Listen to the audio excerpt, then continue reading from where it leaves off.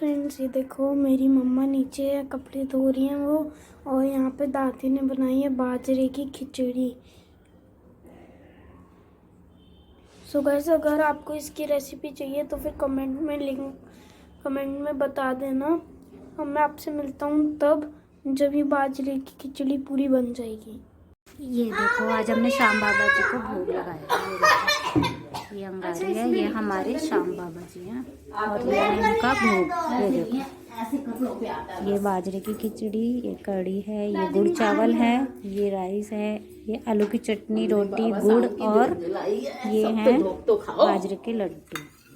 तो आओ बेटा, सारे धूप तो खाओ। यहाँ से किसी ने हटा दी मेरे ख्याल से। कोई बात नहीं। अच्छा, यहाँ भी लग रही थी। हटा दी होगी, गिर गई होगी वो। धूप खाओ।